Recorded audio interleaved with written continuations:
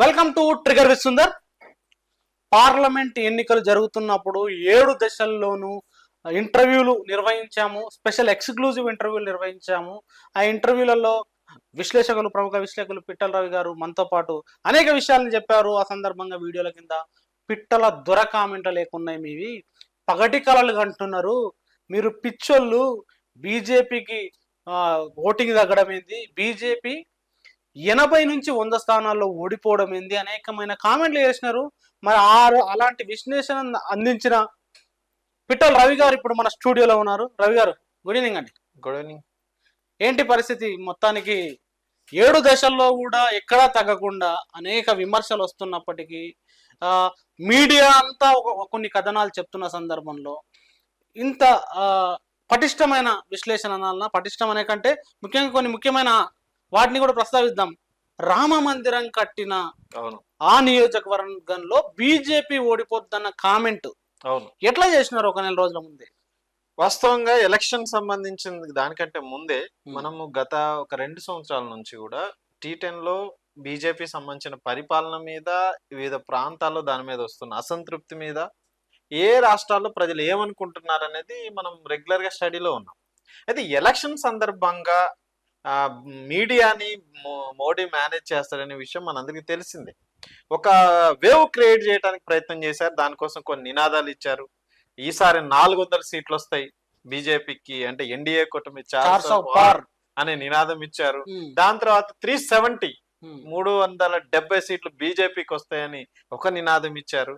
ఆ తర్వాత మోడీ గ్యారంటీ అని చేశారు. ఒక రకంగా చెప్పాలంటే మోడీ మీడియా, ఇంకా కొన్ని మీడియా సంస్థలు కూడా ఒక రకంగా బీజేపీని ఆకాశానికి ఎత్తి మరి ప్రచారం చేసినాయి. కానీ వాస్తవం దానికి విరుద్ధంగా ఉన్నదనే విషయం మనకి స్పష్టంగా ప్రజల అభిప్రాయం చూస్తే తెలుస్తుంది. దేశంలో ఈ కాలంలో జరిగిన ఉద్యమాలు, మోడీకి జరుగుతున్న వ్యతిరేకత మనకి స్పష్టం ఉంది. అయితే అయోధ్య విషయంలో వాస్తవంగా ఇది మీరు ఇప్పుడు కోట్ చేశారు కాబట్టి, ఒక దశలో మనం ఇంటర్వ్యూలో అయోధ్య సంబంధించిన పోలింగ్ జరుగుతున్న సందర్భంలో మనం దాని గురించి చర్చించే సందర్భంలో అయోధ్యలో కూడా ఫైజాబాద్ సంబంధించి అయోధ్య కాన్స్టిట్యున్సీలో బీజేపీ ఓడిపోద్ది అని మనం ఒక నిర్ధారణకు వచ్చి చెప్తే ఎవరు దాన్ని అంగీకరించలేదు. వాస్తవంగా వీడియో పబ్లిష్ అయిన తర్వాత లక్షలాది మంది చూసినా గానీ చాలా ఫోన్లు వచ్చినాయి, చాలా బెదిరింపు కాల్స్ కూడా వచ్చినాయి. ఎలా బీజేపీ మీరు ఓడిపోద్దని చెప్తారు? వాస్తవంగా ఆ అక్షంతలు పంచే కాడ నుంచి మొదలు పెడితే దశాబ్దాల కళ రామ మందిరం నిర్మాణం, అట్లాంటి ప్రాంతంలో అయోధ్య రామ మందిరాన్ని నిర్మాణాన్ని కళను సాకారం చేసిన బీజేపీ ఆ ఏరియాలో ఎట్లా ఓడిపోద్ది అని విమర్శలు చేసిన వాళ్ళు ఉన్నారు, బెదిరింపులు చేసిన వాళ్ళు ఉన్నారు. చివరికి ఈ 4వ తారీఖు నువ్వు స్టూడియోలో కనిపిస్తామని అడిగిన వాళ్ళు కూడా ఉన్నారు. ఇదే ప్రశ్న నేను అడుగుదాం. కానీ 7 ఇంటర్వ్యూల కింద అనేకమైన మంది పెట్టిన కామెంట్లలో 4వ తారీఖు నాడు స్టూడియోలో కనిపిస్తావా, చెప్తున్న పిట్టల దొర మాటలే, ఇలాంటి కథలు కలలుగా అంటున్నారా అనే కామెంట్లు చూసినప్పుడు ఏమనిపించింది? అసలు ఎట్లా దాన్ని ఓవర్కమ్ చేసి మళ్ళీ ధైర్యంగా చెప్పే ప్రయత్నం చేసిన? ఇప్పుడు అర్థమైంది కదా. ఇప్పుడు నేను ఈ రోజు ఉదయం 7:30 నుంచి, అంటే ఎలక్షన్ రిజల్ట్ స్టార్ట్ అయిన కాడ నుంచి ఇప్పటి వరకు T10 స్టూడియోలోనే ఉన్నా. రెగ్యులర్ గా అప్డేట్ చేస్తున్నాం ఏమేమి వస్తున్నాయి దేశంలో, ఎవరెవరు ఏ కాన్స్టిట్యున్సీలో ఎవరు గెలుస్తున్నారు, ఎవరు ఓడిపోతున్నారు గురించి మాట్లాడినా. మార్నింగ్ ఒక ప్రశ్న, మార్నింగ్ చూసినట్టయితే, మార్నింగ్ ఎర్లీ ట్రెండ్స్ చూసినట్టయితే ఏవైతే ఎగ్జిట్ పోల్ సంబంధించిన చూపించిన లెక్కలే అనేక Hindi media channel, national media channel అనలేం వాటిని, హిందీ మీడియా ఛానళ్ళు, గోధి మీడియా కాకుండా కొంచెం సపోర్టివ్ మీడియా అనుకోవచ్చు, సపోర్టివ్ కాని మీడియా, వ్యతిరేక మీడియా కూడా మేము అప్రతిష్ట పాలవుతాము అని ఎగ్జిట్ పోల్స్ సంబంధించిన ఎర్లీ ట్రెండ్స్ నే అవి మొత్తం ప్రకటించినప్పుడు, ఆ సందర్భంగా కూడా మనం చేసిన విశ్లేషణలో బీజేపీకి సీట్లు తగ్గబోతున్నాయి అనే అంశాన్ని ఎట్లా అంత గట్టిగా చెప్పే ధైర్యం? ఇక్కడ ధైర్యం అనే పాయింట్ కాదు, వాస్తవాలు మాట్లాడుతున్నాం మనం. ఎందుకంటే మనకి సరైన అవగాహన ఉంది.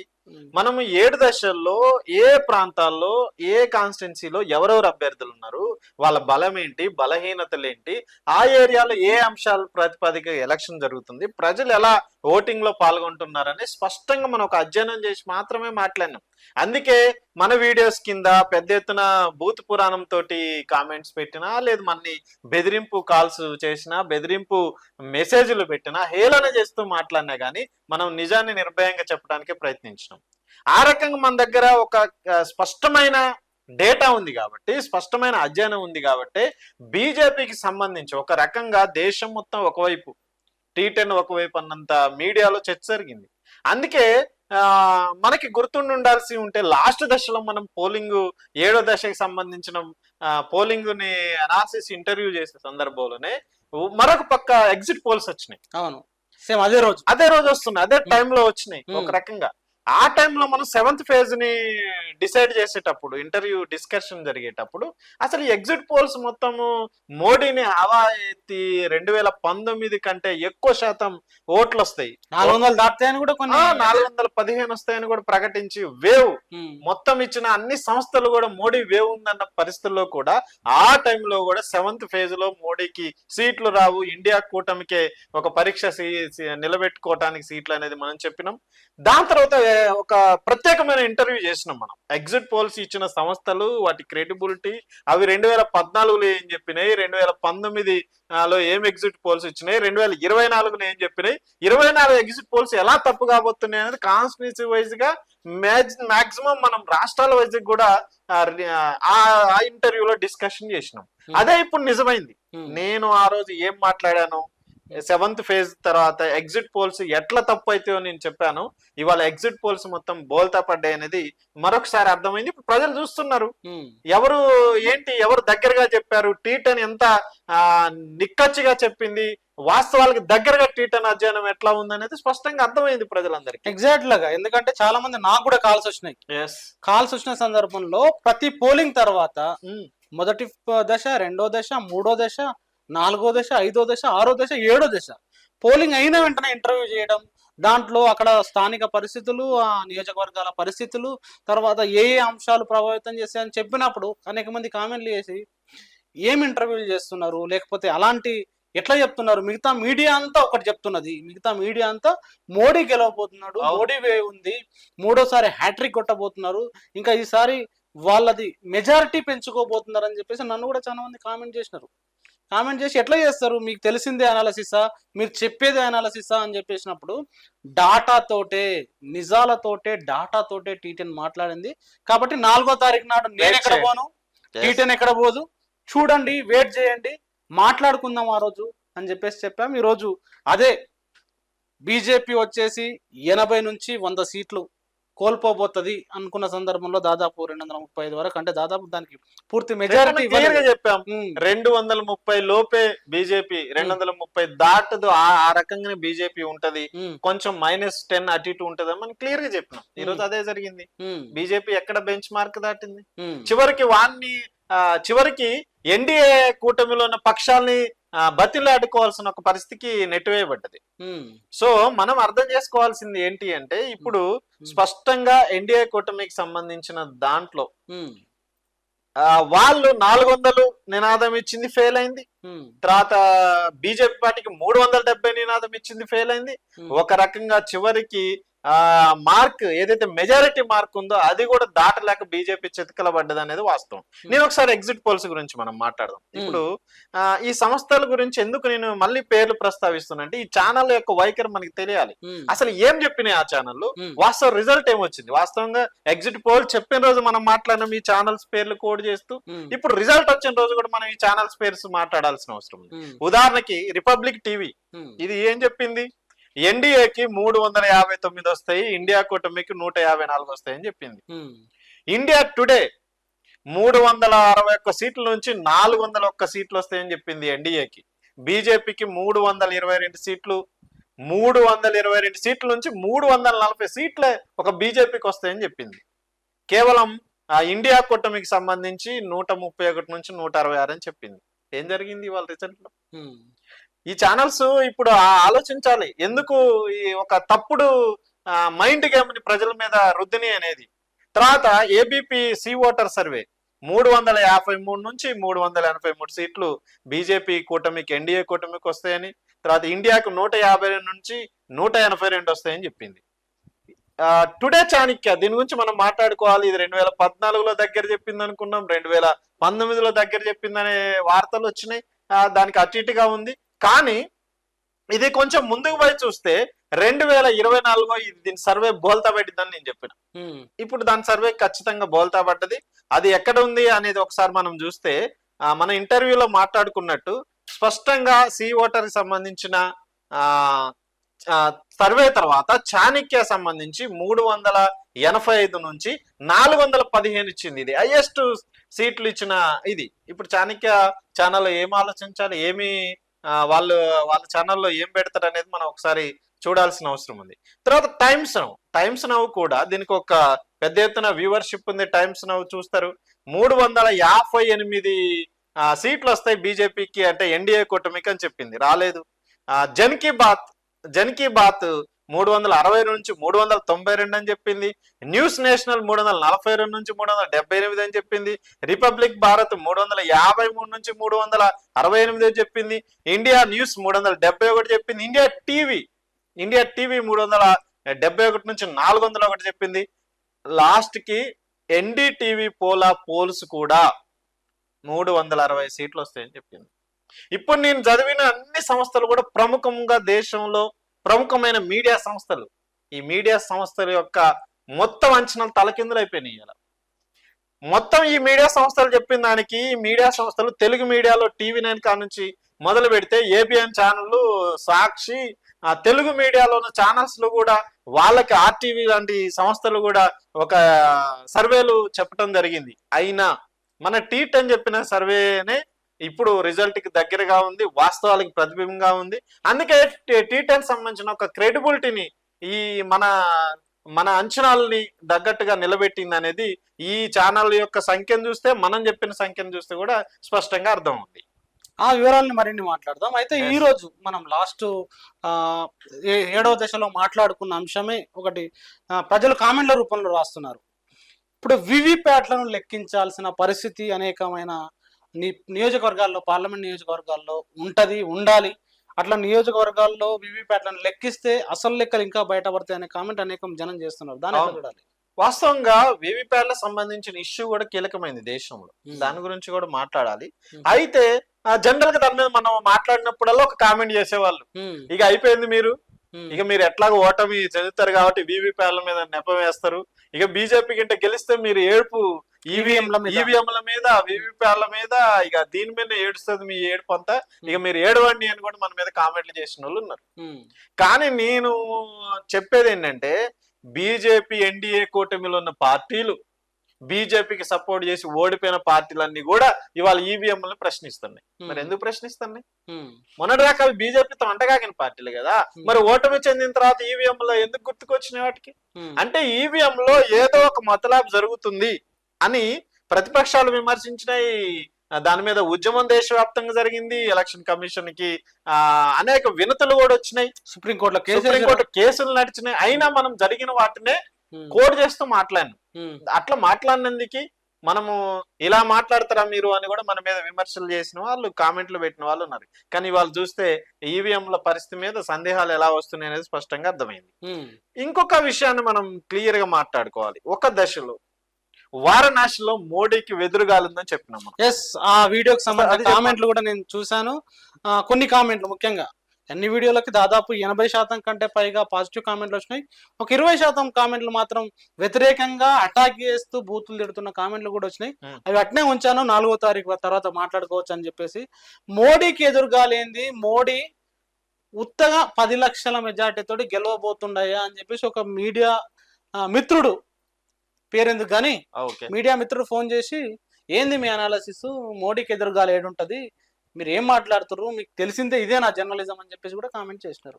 మరి ఈరోజు మొదటి రౌండ్ పూర్తయ్యేసరికి 11,000 మెజార్టీ, అంటే వెనకబడ్డాడు, 11,000 వెనకబడ్డాడు. ఇక 2వ దశ నుంచి మొత్తంగా గత మెజార్టీ కంటే తగ్గింది. ఆ పరిస్థితిని ఎట్లా నేను చూస్తాను? మోడీ మీద మనం చేసిన కామెంట్లు అక్షరాల నిజం. మోడీకి వారణాసిలో వ్యతిరేకత వ్యక్తమైంది. మోడీ ఒక రకంగా చెప్పాలి అంటే ప్రధానమంత్రి కాబట్టి గెలిచిండు, నిలబెట్టుకున్నాడు. మోడీ బీజేపీ లీడర్స్ గెలిచిన మెజారిటీ కంటే కూడా తక్కువ మెజారిటీ ఉంది. ఒకసారి మోడీ చూద్దాం. ఇప్పుడు గెలిచిన మెజారిటీ మోడీది 1,52,000 513 ఓట్ల మెజారిటీతో గెలిచిండు. బండి సంజయ్ కంటే తక్కువ, ఈటల రాజేందర్ కంటే Yes. తక్కువ, నితిన్ గడ్కరీ కంటే తక్కువ, ఉమ్, వాళ్ళ రాజ్నాథ్ సింగ్ కంటే తక్కువ. ఉమ్, ఇప్పుడు అదే మోడీ ఉమ్, పోయినసారి ఎలక్షన్స్ లో ఉమ్, ఎలా గెలిచిండు ఉమ్, అని చూసినప్పుడు, పోయినసారికి సంబంధించి అక్కడ 2019లో ఉన్న పరిస్థితుల్లో 4,79,000 మెజారిటీ వచ్చింది నరేంద్ర మోడీకి. ఉమ్, 19లో 4 లక్షలు ఎక్కడ, ఇప్పుడు 2 లక్షలకు పడిపోయిన పరిస్థితి కదా. అంటే సుమారు 2.5 లక్షలు పడిపోయింది. అంతకు ముందు సారి ఇంకెక్కువ మెజారిటీ తెచ్చుకోవడానికి మోడీ ప్రయత్నం చేసిండు. మరి మోడీకి వ్యతిరేకత లేదు అని ఎట్లా చెప్తారు? ఉమ్, 2014లో 3,72,000 మెజారిటీ వచ్చింది. ఉమ్, సో 3 లక్షల నుంచి తర్వాత పైకి పెంచుకొని ఇప్పుడు మోడీ 1,50,000కే వచ్చిన పరిస్థితి మనకు కనిపిస్తుంది. ఉమ్, అంటే మోడీకి వ్యతిరేకత ఉన్నట్టే కదా. ఉమ్, ఒక రకంగా మోడీ వేవ్ ఉంది అని మాట్లాడారు. మోడీ ట్రైలర్ చూపిస్తా, సినిమా చూపిస్తా అన్నారు. ప్రజలు చూపించారు మోడీకి. ఉమ్, వారణాసిలో మోడీ ఏం అభివృద్ధి చేయలేదు. దత్తత తీసుకున్న గ్రామాల్లో కూడా వ్యతిరేకత ఉంది మోడీ అని ఆ రోజు నేను కోడ్ చేస్తూ మరి చెప్పిన. ఉమ్, ఏ ప్రాంతాల్లో మోడీకి వ్యతిరేకత ఉంది, ఏ ప్రాంతాల్లో మోడీకి తక్కువ ఓట్లు వస్తాయని కూడా మనం చెప్పినాం. వారణాసి కాన్స్టిట్యున్సీ గురించి డిస్కషన్. ఇవాళ స్పష్టంగా మోడీకి వెనకబడి ఉన్నాడు. వాస్తవంగా మెజారిటీ తగ్గింది. ఒక ప్రధానమంత్రి అయి ఉండి హ్యాట్రిక్ ప్రధానమంత్రిగా ఉన్న మోడీకి ఇక స్పష్టంగా వారణాసి ప్రజలు తీర్పు వ్యతిరేకంగా, అంటే తీర్పు ఇవ్వబోతున్నారు. ఒక కామెంట్ కూడా చేసిన, మోడీ ఓడిపోవచ్చు ఎందుకంటే ఆయన ప్రధాని అయింది కాబట్టి, కానీ మెజారిటీ మాత్రం తగ్గిద్దని మన ఇంటర్వ్యూలో నేను స్పష్టంగా ఆ రోజు చెప్పిన. ఇప్పుడు అదే రుజువైంది. ఇంతకంటే ఏం సాక్ష్యాలు కావాలి మనం విమర్శించిన వాళ్ళకి? మనం దగ్గరగా వాస్తవాలుగా మాట్లాడినామని. ఉమ్, ఒక రకంగా జర్నలిస్టులను మీరు ప్రశ్నించారు, విశ్లేషకుల మీకు టైం పాస్ ఇంటర్వ్యూలు చేస్తున్నారని మాట్లాడిన వాళ్ళు కూడా ఉన్నారు. కానీ ఇవాళ స్పష్టంగా అర్థమైంది ఎవరు ఒరిజినల్ జర్నలిజం, ఎవరు నిజంగా డేటాని, ప్రజల యొక్క అభిప్రాయాన్ని క్రోడీకరించి మాట్లాడారనేది మోడీ యొక్క విషయాన్ని మనం అనాలిసిస్ చేయడంతో అర్థమైంది. ఓకే పిట్టల రవి గారు, అదేవిధంగా ఇప్పుడు ఒక ఆఫ్టర్ పోలింగ్ సంబంధించిన పరిస్థితులను చూసుకున్నట్టయితే ఇండియా ఎన్డీఏ కూటమిలకు సంబంధించి ఇప్పుడే మంతనాలు అయితే జరుగుతున్నాయి. ఎందుకంటే ఇండియా కూటమిలో మిత్రపక్షాలతోటి కలవకుంటే బీజేపీ ఒక ప్రభుత్వాన్ని ఏర్పాటు చేయలేని పరిస్థితి. ఇప్పుడు రాహుల్ గాంధీ కూడా ఈరోజు మాట్లాడారు. ఆయన ఇండియా కూటమి మీటింగ్ పెట్టి మిగతా వాళ్ళను కూడా ఇన్వైట్ చేసే ఆలోచనలో ఉన్నారని చెప్పేసి, ఇప్పుడు నితీష్ కానీ చంద్రబాబు కానీ కీలకంగా మారబోతున్నారు అనే విశ్లేషణ కూడా వస్తున్న సందర్భంలో ఎట్లా చూడొచ్చు అంటారు ఈ పరిస్థితిని? వాస్తవంగా వాళ్ళు మారతారు. ఎందుకు అంటే నరేంద్ర మోడీ అందరిని ఇబ్బంది పెట్టిండు. నితీష్ కుమార్ ని బీహార్ సంబంధించిన ఎలక్షన్ క్యాంపెయిన్ లో పక్కన పెట్టుకోవడానికి నరేంద్ర మోడీ ఇష్టపడలే. నేను సింగిల్ గా ప్రచారం చేసుకుంటా అని చెప్పిండు. నరేంద్ర మోడీ కంటే ఎక్కువగా నితీష్ కుమార్ అక్కడ ప్రజల యొక్క అభిమానాన్ని చూరగొని ముఖ్యమంత్రిగా పనిచేసిండు, సమాన స్థాయిలో పనిచేసిండు. అట్లాంటి వ్యక్తిని పక్కన పెట్టిన పరిస్థితుంది. ఇప్పుడు నితీష్ కుమార్కి అవి గుర్తుంటాయి కదా. చంద్రబాబు నాయుడు జైల్లో పెట్టింది ఎవరు? లేదు ఏపీకి అన్యాయం చేసింది ఎవరు? ఇవన్నీ నరేంద్ర మోడీ చేసింది కదా. అవి చంద్రబాబు గుర్తుండా? ఒకటే, ప్రాంతీయ పార్టీల అస్తిత్వాన్ని దెబ్బతీయాలని నరేంద్ర మోడీ ప్రయత్నం చేసిండు, రాజ్యాంగాన్ని ధ్వంసం చేయాలని ప్రయత్నం చేసిండు. ఒక రకంగా ప్రభుత్వ సంస్థల్ని, ఏదైతే ఇండిపెండెంట్ సంస్థలన్నింటినీ వాటి స్వతంత్రం దెబ్బతీసింది. కాబట్టి నరేంద్ర మోడీకి వ్యతిరేకంగా వీళ్ళు ఏకం కావడానికి అవకాశం ఉంది. ఆ రకమైన ప్రయత్నాలు జరుగుతున్నాయి. మనం ఇప్పుడు చెప్పబోతున్నాం. ఆ రకమైన కృషి జరగాలని కూడా మనం కోరుకుంటున్నాం ఈ దేశ రక్షణ కోసం. అదే సందర్భంలో ప్రాంతీయ పార్టీలకు సంబంధించి చూసినప్పుడు ఎన్డీఏలో కూటమిలో ఉన్న పార్టీలు నరేంద్ర మోడీతో ఉంటాయని గ్యారంటీ ఉందా? ఎన్డీఏ వాళ్ళు కూడా ఉండరా? షిండే, శివసేన రెండు కలిసిపోవడానికి ఇప్పుడు చర్చలు జరుగుతున్నాయని వార్తలు వస్తున్నాయి మహారాష్ట్రలో. ఉద్ధవ్ ఠాక్రే, షిండే, ఎన్సీపీ అజిత్ పవార్, ఎన్సీపీ శరద్ పవార్ నుంచి విడిపోయి ఏదో సాధిస్తామని పోయిండు. ఒక్క సీటు గెలిచి బోల్తా పడ్డాడు. సో మహారాష్ట్ర రాజకీయాలు ఒక ఇండికేట్ చేయబోతున్నాయి స్పష్టంగా. మోడీకి వ్యతిరేకంగా ఉన్న మోడీకి ఎన్డీఏలో వ్యతిరేకంగా ఉన్న పార్టీలు, ఎన్డీఏలో వ్యతిరేకంగా ఉన్న బీజేపీ శిబిరం కూడా మోడీ ప్రధాని కావడానికి ఇష్టపడట్లేదు. కానీ నరేంద్ర మోడీ ప్రధాని అడ్డుకోవడానికి బయట వాళ్ళు అవసరం లేదు. ఎన్డీఏ కుటుంబంలో పార్టీలు కానీ లేదు బీజేపీలో అసంతృప్తులు కూడా ఉపయోగపడతాయని మనం తేల్చి గతంలో ఎన్నికల ముందు ఇప్పుడు ఫేజులు జరుగుతున్నప్పుడు ఒక అనాలిసిస్ నడిచింది. అవును, ఏంటంటే ఒకవేళ బొటాబొటిగా వస్తే బీజేపీ ఆర్ఎస్ఎస్ మోడీని పక్కకు పెట్టే అవకాశం ఉంటది, అలాంటి ప్రయత్నం కూడా జరుగుతుంది అని చెప్పేసి కూడా ఒక కామెంట్ చేసిన. ఇప్పుడు దాని మీద నిలబడతారా, ఇంకా నిలబడతారా? అవును, ఎందుకంటే స్పష్టంగా బీజేపీకి సంబంధించిన నరేంద్ర మోడీ గ్యారంటీ ఏంటి? అది బీజేపీ గ్యారంటీ కదా. లేదు, ఒక పార్టీ కంటే వ్యక్తి గొప్ప అని నరేంద్ర మోడీ ప్రయత్నం చేసిండు. వాస్తవంగా ఆర్ఎస్ఎస్ ఫిరాయింపులను ప్రోత్సహించదు, కానీ నరేంద్ర మోడీ ఏం చేసిండు? సిట్టింగుల్ని సీట్లు తీసేసి 106 మందికి ఇతర పార్టీల నుంచి చేర్చుకొని మరి సీట్లు ఇచ్చిండు. వాళ్ళేమన్నా మంచోళ్ళ? వాళ్ళ మీద ఈడల పేరుతో దాడి చేసి అవినీతి కేసులు ఉన్న వాళ్ళందరినీ, జైలుకు పోయిన వాళ్ళందరినీ బెదిరించి లొంగ తీసుకొని బీజేపీలో చేర్చుకొని వాళ్ళ ద్వారా ఈ దేశంలో అధికారంలోకి రావాలనుకున్న నరేంద్ర మోడీ. అది నచ్చలేదు, అది ఆర్ఎస్ఎస్ కు నచ్చలేదు. తర్వాత ఒక సామాజిక వర్గాన్ని, ప్రధానంగా యూపీకి సంబంధించిన ఇష్యూని, లేదు రాజ్పుత్రు ఇష్యూని, వాళ్ళని కూడా అంచువేయడానికి నరేంద్ర మోడీ, జాట్లని అంచువేయడానికి నరేంద్ర మోడీ ప్రయత్నం చేసిండు. ఆ వర్గంలో వచ్చిన లీడర్లంతా నరేంద్ర మోడీకి వ్యతిరేకంగా ఉంటారు కదా. ఇప్పుడు అందుకే యోగి ఆదిత్యనాథ్ అవకాశం వస్తే, వాస్తవంగా యూపీలో అవకాశం రాలేదు, వాళ్ళు యూపీలో బోల్తా పడ్డారు, కానీ యూపీలో కంటే అదే సీట్లు వస్తే నరేంద్ర మోడీ జూలైలో తీసేస్తారు అనే కామెంట్ కూడా వచ్చింది. ఎవరిని? సీఎం పదవి నుంచి యోగి ఆదిత్యనాథ్ ని. వాస్తవంగా మెజార్టీ గింట వచ్చినట్టయితే బయట యోగి ఆదిత్యనాథ్ తీసేయడానికి పెద్ద సాహసం చేయాల్సిన అవసరం ఏం లేదు. నరేంద్ర మోడీ తీసేస్తాడు, అమిత్ షా కోసం ఏదైనా చేస్తాడు నరేంద్ర మోడీ. కానీ ఆ ఇంపాక్ట్స్ అన్ని యూపీలో పడ్డాయి. అందుకే అక్కడ యూపీ ప్రజలు చాలా తెలివిగా ఆలోచించి ఈసారి బీజేపీని బోల్తా కొట్టించారు. తర్వాత మనము మన ఇంటర్వ్యూస్ లో ఆ 12 రాష్ట్రాల గురించి బాగా మాట్లాడుకున్నాం. 12 రాష్ట్రాల ఎక్కువ మంది చూసారు, లక్షల మంది ఆ వీడియోని చూసారు. మనకి ఆ 12 రాష్ట్రాలు పోయినసారి నరేంద్ర మోడీని గెలిపించినాయి అని చెప్పినాం. అదే 12 రాష్ట్రాలు ఈసారి ఓడించబోతున్నాయని కూడా. అదే 12 రాష్ట్రాలు గింట అవే రాష్ట్రాల్లో నరేంద్ర మోడీ ఓటమి చెందుతుండు. తర్వాత ఉత్తర భారతదేశంలో హిందీ బెల్ట్ లో నరేంద్ర మోడీకి వ్యతిరేకత ఉందని మనం స్పష్టంగా ఇంటర్వ్యూలో చెప్పినాం. ఇప్పుడు అదే నిజమైంది. నేను కొన్ని రాష్ట్రాల పేర్లు చదువుతా. ఆ రోజు మనం మాట్లాడుకున్న రాష్ట్రాలు, ఇప్పుడు ఇండియా కూటమికి ఫుల్ సపోర్ట్ ఉన్న రాష్ట్రాలు. కర్ణాటకలో ఇండియా కూటమికి సపోర్ట్ వచ్చింది. వాస్తవంగా బీజేపీ తర్వాత మహారాష్ట్రలో స్పష్టంగా మెజారిటీ వచ్చింది ఇండియా కూటమికి. యూపీలో అసలు ఎస్పీ కాంగ్రెస్ కలిసిన తర్వాత బీజేపీ పరిస్థితి ఇక కోలుకోలు దెబ్బతిన్న పరిస్థితి. వెస్ట్ బెంగాల్ తృణమూల్ కాంగ్రెస్ ద్వారా ఏదో సాధిస్తాం అనుకున్న బీజేపీ అక్కడ ఎటు కాకుండా పోయిన పరిస్థితి. తర్వాత తమిళనాడు ఖాతా తెరుస్తూ ఉన్నారు. అన్నమలై గురించి పెద్ద చర్చలు చేశారు. ఏం జరిగింది తమిళనాడులో? అన్నమలై గెలిచిండా? అన్నమలైని ఈ రోజు చేసిండు మోడీ ఆడికి పోయి. తర్వాత తెలంగాణ గవర్నర్ ఉన్న తమిళ సైన్ తీసుకుపోయి మరి అక్కడ పోటీ చేపించిండు. అయినా తమిళనాడులో సీటు ఖాతా తెరవలేదు. తమిళనాడు ప్రజలు బుద్ధి చెప్పారు. మొత్తం అక్కడ ఇండియా కూటమి అన్ని గెలిచింది. చివరికి లెఫ్ట్ పార్టీలు కూడా గతంలో 2 సీట్లు సిపిఎం కుంటే మళ్ళీ 2 సీట్లు సిపిఎం గెలిచింది, 2 సీట్లు సిపిఐ కుంటే 2 సీట్లు సిపిఐ గెలిచిన పరిస్థితుంది. అక్కడ కూటమిలో అన్ని పక్షాలు ఐక్యతతో పనిచేసి అక్కడ బీజేపీ ఖాతా తెరవకుండా అడ్డుకున్నాయి.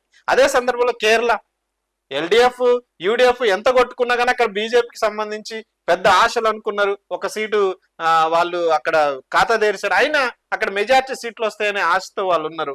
అక్కడ వాళ్ళకి ఎదురు దెబ్బ జరిగింది. హర్యానా 10కి 10 ఉన్న రాష్ట్రం, ఇప్పుడు అది ఇండియా కూటమి వైపు ఉంది. తర్వాత పంజాబ్ లో ఖాతా తెరవలేదు ఈసారి బీజేపీ. పోయినసారి 2 సీట్లు ఉన్నాయి, అవి కూడా పోయినాయి. ఒక రకంగా రాజస్థాన్ లో వన్ వే వస్తుందని చెప్పిండ్రు రాజస్థాన్ లో, కానీ రాజస్థాన్ లో చూస్తే కూడా బీజేపీకి ఎదురు దెబ్బ జరిగింది. ఇప్పుడు 9 రాష్ట్రాలు ఉన్నాయి. తర్వాత చిన్న రాష్ట్రాలు ఉన్నాయి. తర్వాత కేంద్ర పాలిత ప్రాంతాలు ఉన్నాయి. ఈశాన్య రాష్ట్రాలు, మణిపూర్ ఇష్యూ సంఘటన జరిగిన తర్వాత అక్కడ బీజేపీ గెలవలేని పరిస్థితి. ఆ రకంగా చూసినప్పుడు కొన్ని రాష్ట్రాలు మాత్రమే బీజేపీకి ఈ బొత్తిగా సీట్లు రావడానికి కారణం. 1 గుజరాత్, 2 మధ్యప్రదేశ్, 3 ఛత్తీస్గఢ్, 4 జార్ఖండ్, తర్వాత ఒరిస్సా గురించి మనము స్పష్టంగా ఇంటర్వ్యూలో ఒక 3 మాటలు మాట్లాడుకున్నాం. మోడీకి ఎక్కడెక్కడ పాజిటివ్ ఉంటే రాష్ట్రాల గురించి కూడా మాట్లాడుకున్నాం. ఆ రాష్ట్రాల్లో మనం అనుకుంది ఏపీలో ఎవరు గెలిచినా కానీ అది మోడీకే ప్లస్ అయింది అని ఒకటి చెప్పినాం. తర్వాత ఒరిస్సాలో కొంత మోడీకి ప్లస్ అయ్యే అవకాశం ఉంది. నవీన్ పట్నాయక్ ఇష్యూ ఉంది అక్కడ. తర్వాత పాండ్యన్ ఇష్యూని అక్కడ ముందు తీసుకొస్తున్నారు కాబట్టి కొత్తగా బీజేపీ అక్కడ కొంత సీట్లు గెయిన్ అయ్యే అవకాశం ఉందని చెప్పిన ఆ రకంగానే జరిగింది. కాబట్టి ఓవరాల్ గా చూస్తే మనం రాష్ట్రాల వారీగా మాట్లాడుకున్న ఆ 12 రాష్ట్రాల్లో 10 రాష్ట్రాలు సుమారు 8 రాష్ట్రాలు ఇటువైపు వచ్చినాయి. అంటే ఒక 4 రాష్ట్రాల్లో మాత్రమే బీజేపీ తన ఆధిపత్యాన్ని ఇప్పటికీ కొనసాగిస్తున్న పరిస్థితి కూడా ఉంది. ఈ రాష్ట్రాలకు సంబంధించిన దాంట్లో ఇప్పుడు ఒక ఇంట్రెస్టింగ్ పాయింట్ ఏంటంటే బీజేపీ ఫిరాయింపులు ప్రోత్సహించిన దాంట్లో ఎక్కువ మధ్యప్రదేశ్ లో ఉన్నారు. మధ్యప్రదేశ్ లో గెలిచిన వాళ్ళు అల్ల ఉంటారా? చెప్పలేము ఉంటారని.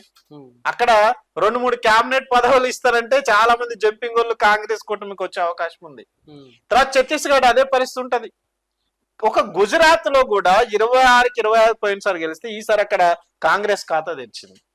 సో మొత్తంగా మనం రాష్ట్రాల గురించి మాట్లాడుకొని మనం చెప్పిన ఏదైతే రాష్ట్రాల డేటా ఉందో ప్రతి దశల్లో చెప్పిన ఉందో అవి ఎగ్జిట్ పోల్స్ ని మించి మనం లోకల్ స్థానికంగా మాట్లాడినాం, కాన్స్టిట్యున్సీలో మాట్లాడినాం, అభ్యర్థి యొక్క బలాల గురించి మాట్లాడినాం. మొత్తంగా చూస్తే మనం ఏదైతే అంచనా వేసినామో ఆ అంచనా దగ్గరగా ఉంది అనేది ఈ రోజు రిజల్ట్ ని బట్టి అర్థమవుతుంది. ఇవన్నీ మనం ప్రాపర్ గా స్టడీ చేసినాం, అక్కడున్న ప్రజల ఒపీనియన్ ని క్యారీ చేసినాం, దేశవ్యాప్తంగా జరుగుతున్న ఉద్యమాలను మనం చూసినాం. ఆ రకంగా ఏ అంశాలు ఏ కాన్స్టిట్యున్సీ మీద ప్రభావం చూపుతాయో మనం స్పష్టంగా అంచనా వేసి ఈ రకంగా నిర్ణయాలకు వచ్చినాం.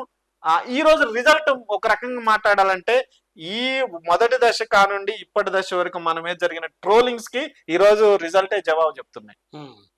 ఈ రోజు వచ్చిన రిజల్ట్సే మనం ఎంత నిక్కచ్చిగా అంచనా చెప్పామనేది ఈ రిజల్ట్ అనేది ఒక తార్కాణంగా నిలిచినాయి అనేది మనం ఈ సందర్భంగా తెలుసుకోవచ్చు. అందుకే టీ7 ని ఫాలో కావాలి. దేశంలో జరుగుతున్న అనేక విషయాల మీద మనం అనేక అధ్యయనాలు చేసే మనం ఈ అనాలిసిస్ చేస్తాం కాబట్టి ఎక్కువ మంది ప్రేక్షకులకి కొత్త ఐడియాలజీ లేదు, కొత్త నాలెడ్జ్ లేదు, కొత్తగా తెలుసుకోవాల్సిన విషయాలు. ఎందుకంటే ఈ దేశంలో మోడీని సపోర్ట్ చేసే మీడియా వాస్తవాలు చెప్పదు. ఏదైనా వాస్తవాలు చెప్పే మీడియా స్వతంత్రంగా అన్ని వైపులు మనం మోడీకి ఎక్కడ పాజిటివ్ ఉందని చెప్పినాం, ఎక్కడ నెగిటివ్ ఉందని చెప్పినాం కాబట్టి ఆ రకంగా నిక్కచ్చిగా ప్రజల వైపు నేర్చే టీ10 ని ఫాలో కావటం అనేది చాలా మంది ఒకవైపు మన మీద ట్రోలింగ్ చేసిన ఇంకోటి కొన్ని మీరు మాట్లాడొచ్చు. ఎంత ట్రోలింగ్ చేసినా లక్షల మంది మన వీడియోలు చూసారు, వచ్చి మళ్ళీ వాళ్ళే కామెంట్ చేసారు, వాళ్ళే మాట్లాడారు. ఏం చెప్తాం మనం? వాస్తవంగా దేశం మొత్తం మోడీకి అనుకూలంగా చెప్తుంటే మనం మోడీకి వ్యతిరేకంగా చెప్తుంటే కూడా మోడీ అనుకూలంగా ఉండే వాళ్ళు కూడా మన వీడియోస్ చూసారు. అసలు ఏం చెప్తాం మనం? ఈ చెప్పే దాంట్లో ఎంత కౌంటర్ చేద్దాం, ఏది నిజం ఉంది, ఏది అబద్ధం ఉంది అనేది ఎదుర్కొందాం. వాళ్ళే మన తిట్టారు, వాళ్ళే మన మీద కామెంట్ అయినా మన వీడియోలు చూసారు. ఇవాళ మన వీడియోలు లక్షల్లో పోవటానికి ప్రధాన కారణం మనం చేసిన అనాలిసిస్ కి మన మోడీ అనుకూలు చూసారు, మోడీ వ్యతిరేకులు కూడా వీడియోలు చూడటం, న్యూట్రల్ జనం చూడటం వల్ల కూడా టీ10 ఈ ఎలక్షన్ క్యాంపెయిన్ లో ఈ ఎలక్షన్ సంబంధించిన మొత్తం ప్రచారం అంటే మొత్తం అనాలిసిస్ లో ఒక ముందంజలో ఉందనే చెప్పుకోవచ్చు. థ్యాంక్ యూ వెరీ మచ్ పిట్టల రవి గారు. Thank you. మీతో పాటు అనేక మంది ప్రముఖ విశ్లేషకులు టీ10 స్టూడియోకి వచ్చారు. అనేక ఎక్స్క్లూజివ్ అంటే మిగతా ఏ మీడియా తెలుగు మీడియా మాట్లాడని అనేక అంశాలని ఎక్స్క్లూజివ్ గా తీసుకొని టీ10లో ప్రముఖ విశ్లేషకుల చేత అనేక మంది ఉన్నారు. మీరు టీ10 రెగ్యులర్ గా చూడొచ్చు. వాళ్ళు ఎక్స్క్లూజివ్ గా ఒక్కొక్క ఇష్యూ బేస్డ్ గా మాట్లాడుతూ అందులో ఉన్న పాజిటివ్ లేనిది, నెగిటివ్ లేనిది, దానివల్ల ఎన్డీఏకి కానీ బీజేపీ కానీ ఎంత నష్టం, లేకపోతే ప్రతిపక్షాలకు ఎంత లాభం, లేకపోతే ప్రతిపక్షాలు వేస్తున్న తప్పటడుగులేంది, నష్టాలేంది, ఒక దశలో కాంగ్రెస్ కూడా అందరినీ కలుపుకపోతలేదు, కలుపుకపోకుంటే ఇబ్బంది పడుతుంది అని చెప్పేసి ఏదైతే 5 రాష్ట్రాల ఎన్నికల తర్వాత కూడా అనేక విశ్లేషణలు జరిగినాయి. ఆ తర్వాత కాలంలో కాంగ్రెస్ కూడా ఒక పెద్దన పాత్ర పోషించి తర్వాత సర్దుకొని కొంచెం ఒక ఎన్నికలకు 15 రోజుల ముందులోనే అన్ని సీట్ల సర్దుబాటు కానీ ముందే మాట్లాడుకోవడం, 1-2 అడుగులు కొన్ని రాష్ట్రాల్లో వెనక్కి తగ్గడం, ఇలాంటి ప్రయత్నాలు చేయడంతో ముఖ్యంగా ఈ ఎన్డీఏ ఈ సర్వేలన్నీ చెప్పినట్టు ఏ 150 కన్నో ఆగాల్సిన ఇండియా 235 చిల్లరగా వెళ్ళింది. కాబట్టి ఈ నేపథ్యంలో నిక్కచ్చిగా నిజాయితీగా, ఎందుకంటే డిజిటల్లో పెట్టే ప్రతి వీడియో రికార్డ్ అయి ఉంటుంది. ఇప్పుడు నేను మాట్లాడుతున్న ప్రతి వీడియో కానీ మా విశ్లేషకులు మాట్లాడుతున్న ప్రతి వీడియో కానీ రికార్డ్ అయి ఉంటుంది. ఎవరైనా దాన్ని తీసుకోవచ్చు, ఎవరైనా ట్రోల్ చేయొచ్చు, అది రికార్డ్ అయి ఉంటుందని తెలిసి కూడా ఇంత స్పష్టంగా ఇంత నిర్భయంగా మాట్లాడడానికి కారణం ఏంటంటే నిజాన్ని మాట్లాడడానికి భయం అవసరం లేదు. జనాన్ని ఒక అవేర్నెస్ కల్పించడానికి, జనానికి నిజం చెప్పడానికి భయపడాల్సిన అవసరం లేదు. ఏమనుకుంటారో ట్రెండ్స్ అన్ని ఒకవైపు ఉన్నాయి, మొత్తం మీడియా అంతా ఒకవైపు ఉంది, గాలంతా ఎదురుగా వీస్తుంది, మేం చెప్పే అంశాలు నిజాల ఆధారంగా అక్కడ ఉన్న డాటా ఆధారంగా చెప్తున్నాం కాబట్టి ఒకవేళ భవిష్యత్తులో ఎలాంటి పరిణామాలు వచ్చినా ఎదుర్కోవడానికి సిద్ధపడి అలాంటి విశ్లేషణను నిజాలని చెప్పే ప్రయత్నం టీ10 చేసింది. ఈ సందర్భంగా టీ10ను అనుసరించి చూసి కామెంట్లు చెప్పి దాదాపు ప్రతి వీడియో కింద 80% పైగా పాజిటివ్ కామెంట్లు పెట్టారు. మిగతా కొన్ని కామెంట్లు నెగిటివ్ వచ్చినాయి. ఏమైనా సరే ఎవరు నెగిటివ్ పెట్టినా మిత్రులు కూడా మీరు ఆలోచించండి, నిజాం చెప్పిందా లేదా టీ10, విశ్లేషణ కరెక్ట్ ఉందా లేదా, మీకు ఒకవేళ అనుకూలంగా ఉందా వ్యతిరేకంగా ఉందా అనే దానికంటే నిజం చెప్పిందా లేదా అనే అంశాన్ని కూడా చూడండి. తప్పకుండా భవిష్యత్తులో కూడా టీ10 ఈ స్టాండర్డ్స్ని మెయింటైన్ చేసే ప్రయత్నం చేస్తుంది. అదేవిధంగా ముఖ్యంగా స్టడీ చేసి డాటా తోటి నిజాలు చెప్పే ధైర్యం ఉన్న వాళ్ళని మాత్రమే ఇంటర్వ్యూలోకి పట్టుకొస్తున్నాం. చాలామంది కొద్దిమంది కామెంట్లు, ఎవరు వీళ్ళంతా కొత్త మొహాలని పట్టుకొస్తుంది టీ10, కొత్త వాళ్ళని విశ్లేషకులు అంటుంది, వీళ్ళు నిజంగా విశ్లేషకులేనా, నిజాలే చెప్తారా అని చెప్పేసి అనేక మంది కామెంట్లు చేసిన మిత్రులు ఉన్నారు. మీ అందరికీ మేము ఎప్పుడు నెగిటివ్ కామెంట్లు పెట్టలేదు, మీరు పెట్టిన కామెంట్లు కూడా డిలీట్ చేయలేదు, అవి అట్నే ఉన్నాయి. ఎందుకంటే ఇది నిజమా కాదా అనే దానికి ఒక రుజువు కావాలి. ఆ రుజువు చేసే రోజు వస్తుందని టీ10 బలంగా నమ్మింది. ఇంకో June 4 పార్లమెంట్ ఎన్నికల ఫలితాలు నిజాన్ని రుజువు చేసినాయి. భవిష్యత్తులో కూడా ఇలాగే నికార్సుగా నిలబడతాం. అదేవిధంగా ఎవరు తప్పు చేసినా, ఇప్పుడు ఇండియా ప్రభుత్వం ఏర్పడ్డా, ఎన్డీఏ ప్రభుత్వం ఏర్పడ్డా, ఎవరు ఏర్పడ్డా ఒకవేళ ప్రజా వ్యతిరేక పనులు చేస్తే తప్పకుండా నిజాల్ని నిగ్గుదేలుస్తాం, తప్పకుండా పూసగుచ్చినట్టు ప్రజలకి అర్థం చేయించే ప్రయత్నం చేస్తాం. మాతో పాటు సపోర్టివ్గా ఉన్న ప్రతి ఒక్కరికి ప్రత్యేక ధన్యవాదాలు. థ్యాంక్ యూ వెరీ మచ్ పిట్టలవి గారు, thank you very much. Thank you. ఇంతకు ముందుకు అనేక విశ్లేషణలు చేసిన టీ10కి వచ్చి విశ్లేషణలు అందించిన అనేక మంది విశ్లేషకులకు కూడా థ్యాంక్ యూ వెరీ మచ్. ప్రజలాగా చూసారు కదా ఇంటర్వ్యూ, మీ కామెంట్ ఈ ఇంటర్వ్యూ మీద తప్పకుండా రాయాలి. రాసి నిజమా అబద్ధమా, మేము ఎక్కువ చెప్పినామా, సెల్ఫ్ డబ్బా కొట్టుకున్నట్టు అనిపించింది అనే కామెంట్ కూడా మీరు చేయొచ్చు.